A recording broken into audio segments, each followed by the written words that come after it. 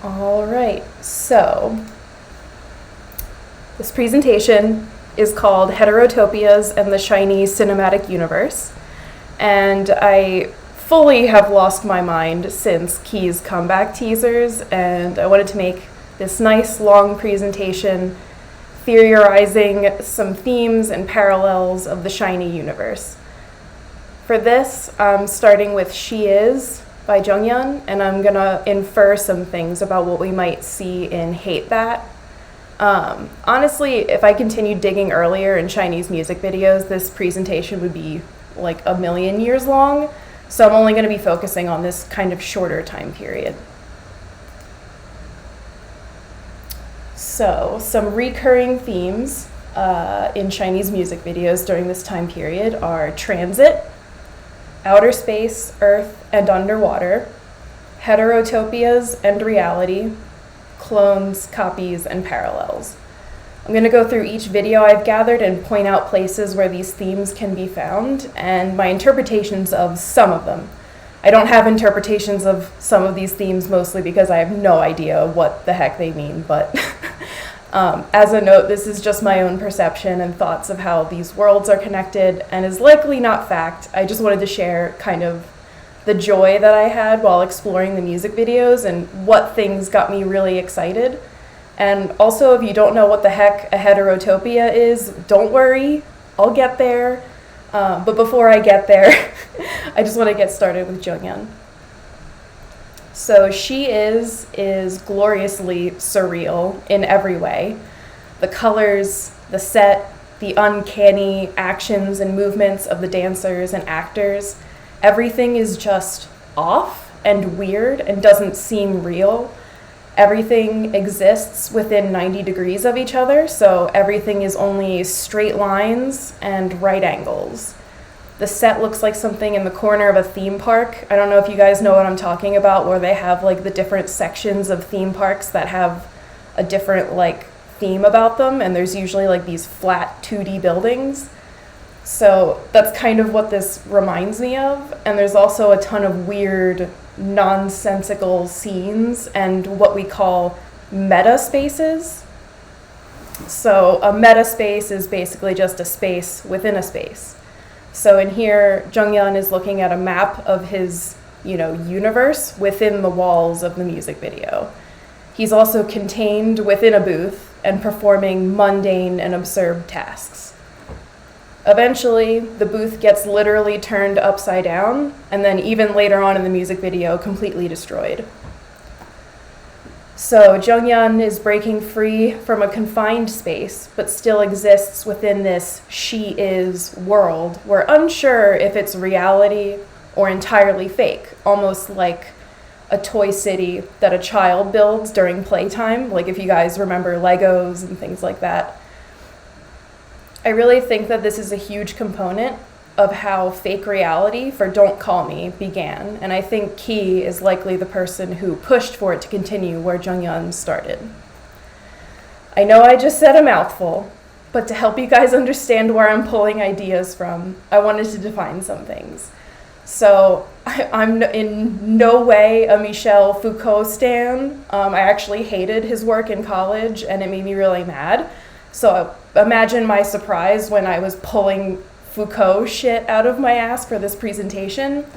So he kind of talked about, I shouldn't say kind of, he talked a lot about heterotopias in his work called Of Other Spaces. So the literal meaning of heterotopia is other places and describes a world off-center with respect to normal or everyday spaces. So heterotopias possess incompatible meanings with the real world. They're contradictory or transforming in some way. The most common example that is used when explaining a heterotopia is a mirror, because it creates a space that doesn't exist in the real world, but you can perceive it in your head because your eyes perceive the space. So it's not real, it's just a reflection of what is real. So heterotopias are worlds within worlds, mirroring and yet upsetting what is outside. Liminal spaces are spaces between boundaries. They're thresholds like a door into a room, and as such, they can be seen as sort of a subset of heterotopias, just a different type. They hold the space between one time and another, one place and another. So what I'm proposing is that SHINee's fake realities have been part of their visual library for some time now and can be defined as heterotopias. She exists as a fake reality, and simultaneously it is a confining space completely separate from reality. So to further define each space, there's heterotopias, and within those are 3 subsets. So there's a confined space, a fake reality, and a liminal space. The next space is reality, which, I mean, we all know what that is. It's just everyday things that are exactly how we expect them. And then alternate reality. So outer space, underwater. Let me show you some examples. She is a heterotopia. It is a fake reality. It is a toy town. It reflects the mundane, trapped lifestyle of labor and rigidity, but expresses it with so much uncanny activity that it subverts what we expect to happen if this were reality. Jungyeon also exists within a confined space that he's only able to break out of by it being destroyed.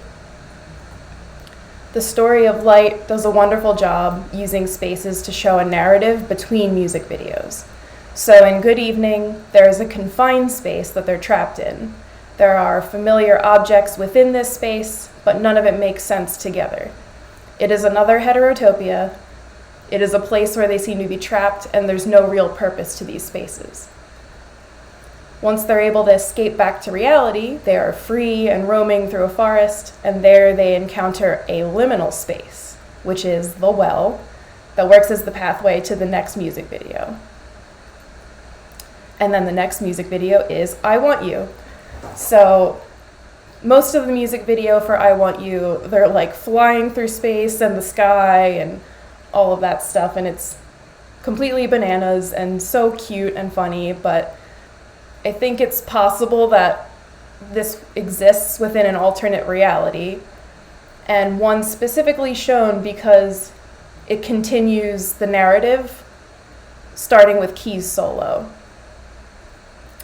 So the next reference that I wanted to bring up is The Little Prince, which is a lovely novel I highly recommend reading.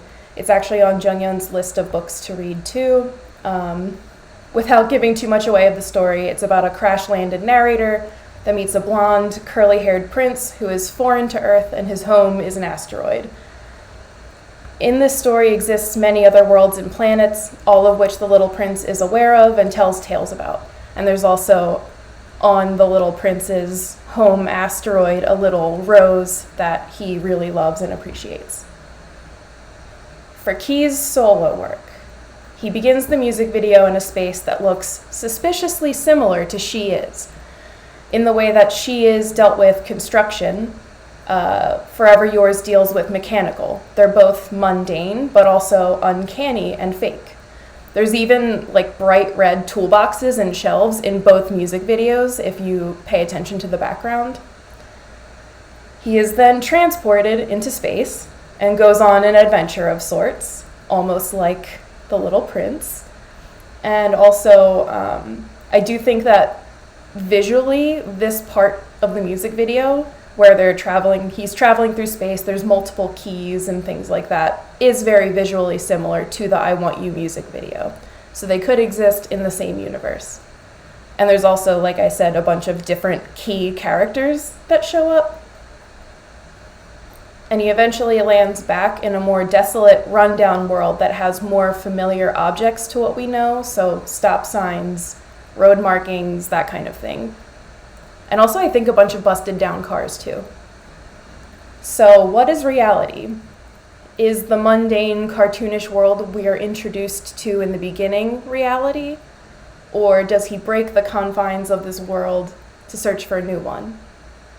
So, like Jungyeon and She Is, Key is destroying the world he has existed in order to start his new journey of identity.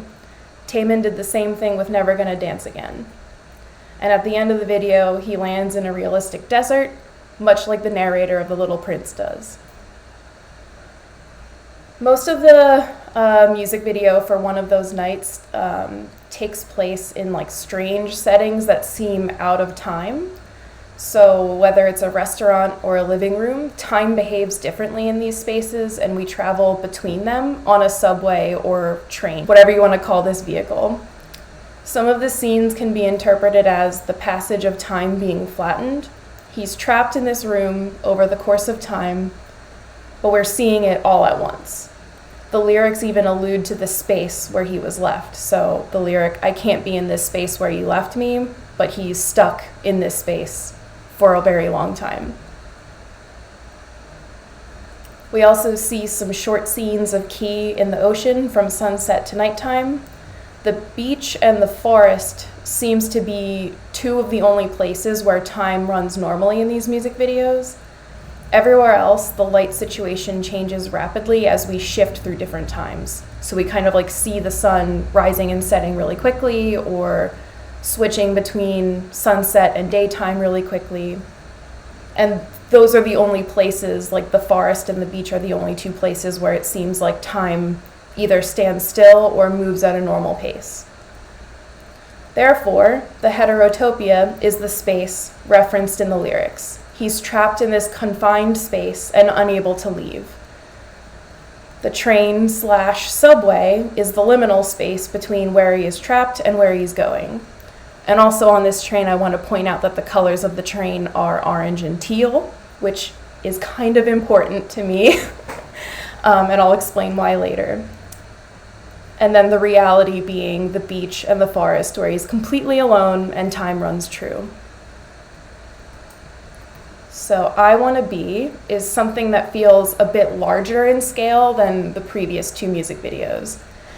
It references his previous ones with like planets, space, and there's roads with like road painting on it and things like that. So it feels familiar, but also there's like these extravagant, colorful spaces that feel unfamiliar, and the contrast between the two of them is like bananas. I love it so much. There's also something sinister between the lines, very, very briefly in the video. There are dark rooms with monitors and masked figures, and some of these monitors have numbers on them. I tried to interpret what some of the numbers could mean, but I really think it's just random. I'm sorry to bum you guys out. I think it is random. We also have another scene with multiple keys. With the Star Trek kind of setting of this music video, I don't know if it's like supposed to be like a building that's just extravagant. I don't know if it's supposed to be a spaceship or an extraterrestrial setting. I just know that Key seems particularly like an alien in this video. But then it's also contrasted with these spaces that it's just the most plain, nondescript earth concrete, where his bright clothes stand out from the gray, unsaturated background. If I Wanna Be is tied to She Is, like I hope it is, I think the lyrics are super sweet, just like wanting to be wherever you are and things like that. And I think it kind of goes hand in hand with She Is. I also think it's interesting to compare the lyrics from One of Those Nights to I Wanna Be, and how the lyrical spaces are different. So in One of Those Nights, there's the space I can't exist in that we visited before. And in I Wanna Be, it's the space I want to exist in, and it's with you. And I think that that's really beautiful, that these spaces can also be like metaphorical spaces. So we have, once again, the story continues as a confined space and reality. And then possibly, I want to put a mental bookmark here because this is the final image of I Wanna Be. And it's important to establish that this is where Key's solo story kind of leaves us. It's green, it's dark, and Key is blonde here, and he's possibly an alien, possibly still in an alternate reality. So I just want to further define some of these spaces. Every surface and every color that's chosen for these music videos is purposeful and not an accident. And I'm proposing that color, specifically the black and white checkerboards we often see, might help indicate what type of space we're looking at. All white spaces means a confined heterotopia that SHINee is trying to break through. A completely possible reference to this, or a reference for this, is Hermann Hesse's Damien, which Taemin and Junghyun have read. Famous quote from that is, "The bird fights its way out of the egg. The egg is the world. Who would be born must first destroy a world. The egg, in Damien, is space that needs to be broken to find your world and be enlightened to all that exists outside of the confined space you're stuck in." The containment and the fake reality are these white spaces. Fake reality is a heterotopia that is false and misleading, and SHINee needs a liminal space to escape from or move on from. So black and white checkered spaces are the liminal spaces. So it means we're looking at somewhere in between heterotopia and reality. We have to exist in these spaces in order to get to the next one, and so they can be doorways, modes of transit, both of which are ever present in the videos I mentioned. And that brings us to Don't Call Me. So SHINee really came back ready to keep the concept rolling. They literally gave the fake reality the name, and the set is once again a strange space. There's no real sky, it's just a flat background. There's surreal elements or things that seem absurd or make no sense. They mentioned referencing Edward Scissorhands in the way that the neighborhood seemed picture perfect but was entirely false. Another reference I saw personally was to David Lynch's Twin Peaks, in which a normal seeming town has a lot of dark secrets under the surface and tons of surreal scenes in the show. The show also deals with liminal spaces a lot. If you've never seen Twin Peaks, please, dear God, watch Twin Peaks. But yeah, fake reality is a heterotopia. The colors are unnatural, the posing is rigid and forced, much like how it is in She Is. No one reacts how you expect they would in the situations that they're in. So, for example, being completely calm next to a fire, fishing in a living room, having, lunch with a bird. SHINee is contained in this movie set, much like Junghyun was contained in his small, almost two-dimensional world.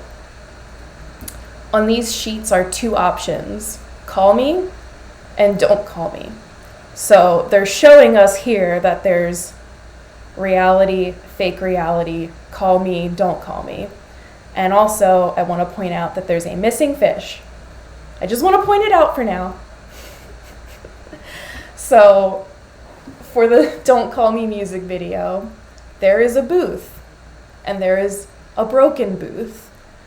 And once again, bringing it back to She Is, there was also a booth, and it became broken. In Key's character teaser, you can see either the booth or some sort of transport vehicle is destroyed and Key is floating on it in water. It's like completely up to interpretation what he's actually standing on. Sometimes I think it looks like the booth, but I really can't tell.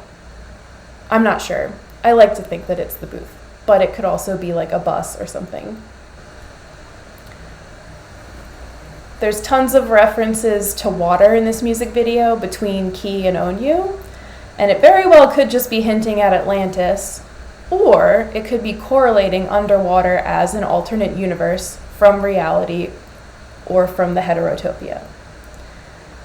It's interesting to me that they have this floating train station area surrounded by galaxies and stars.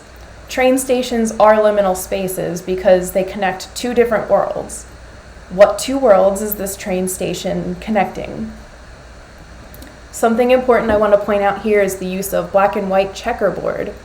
You can see it better in the music video when it's moving, but the floor is black and white, and the overhang is busted with black and clear panels. Therefore, Fake Reality teaser was showing us the heterotopia. The music video is a liminal space, and reality is somewhere near or under the water.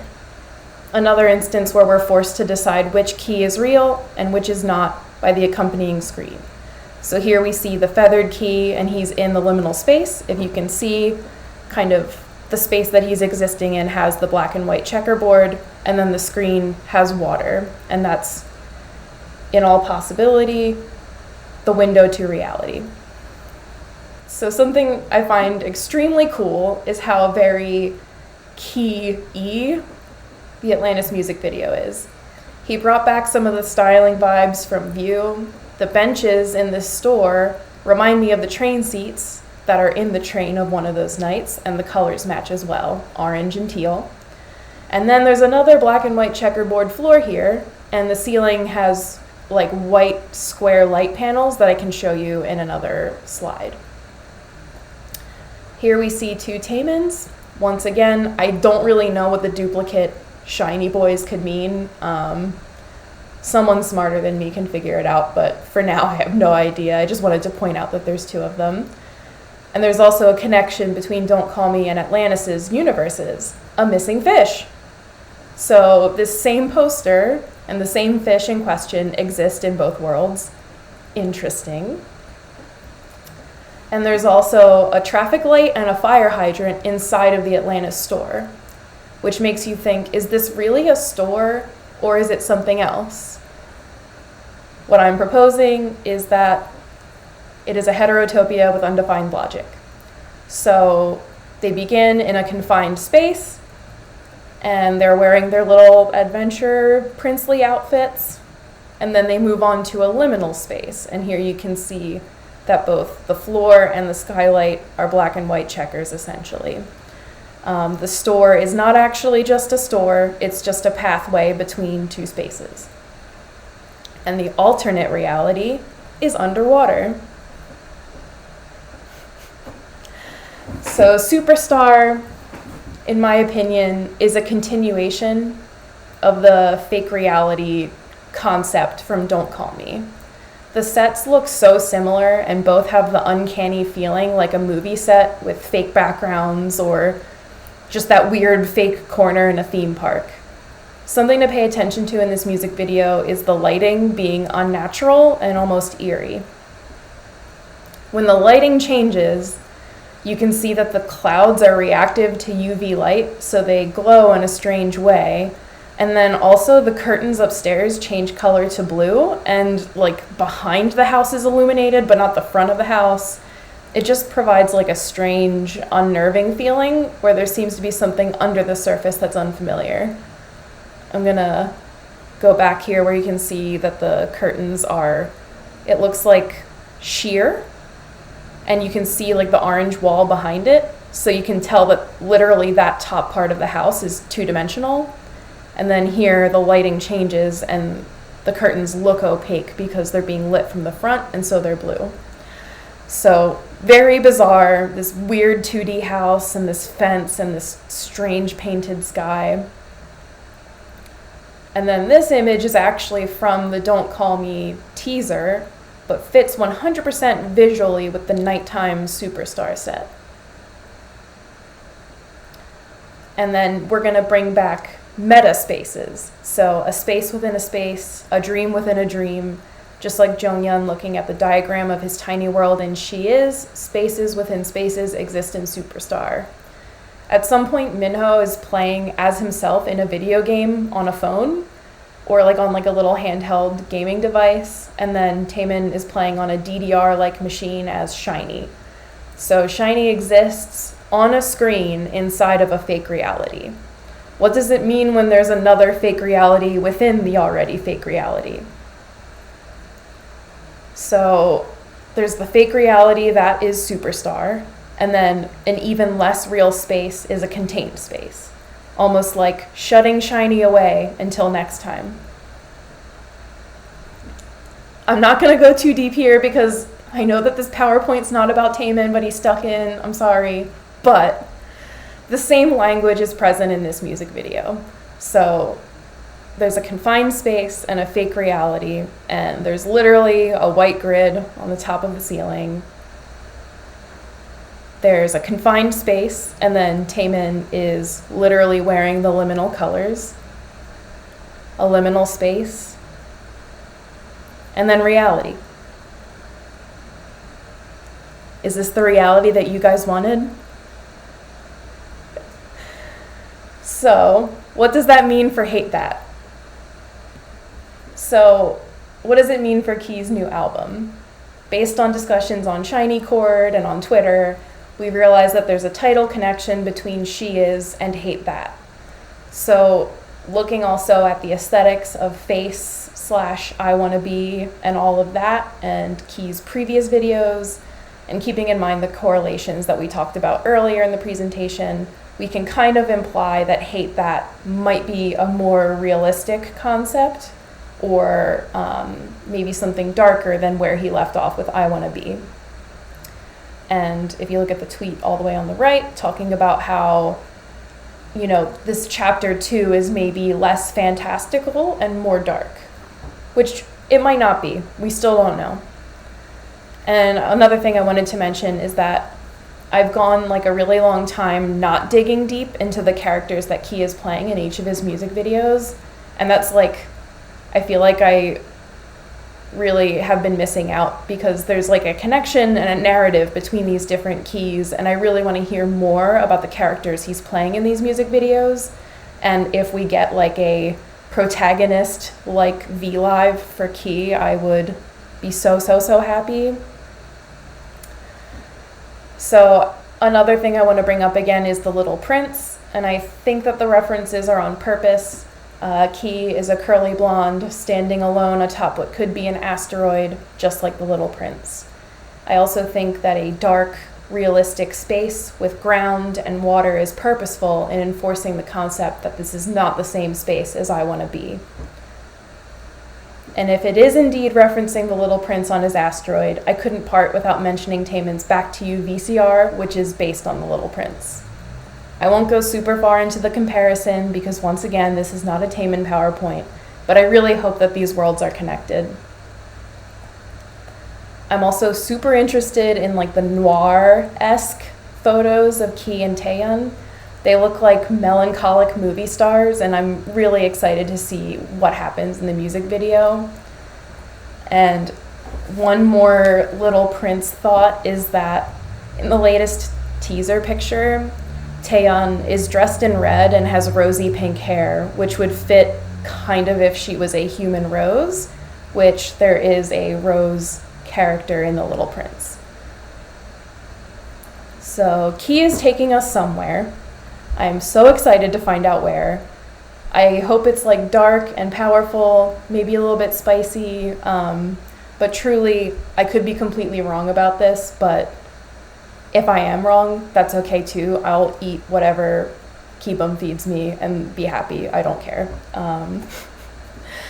But yeah, thank you everyone for taking the time out of your lives to listen to me go off. I appreciate it, and I hope at the very least this presentation got you excited for Key's comeback and maybe makes you rewatch some of his music videos. Truly being able to watch these music videos maybe like 4 times in a row and then like really frame by frame dissect them made me appreciate them so much more, and I feel like such a jerk for not watching them all the time every day. So if it makes you look at things more and makes you watch his music videos more, that's all I can really ask for. So yeah, thank you guys, and buy Key's album when it comes out.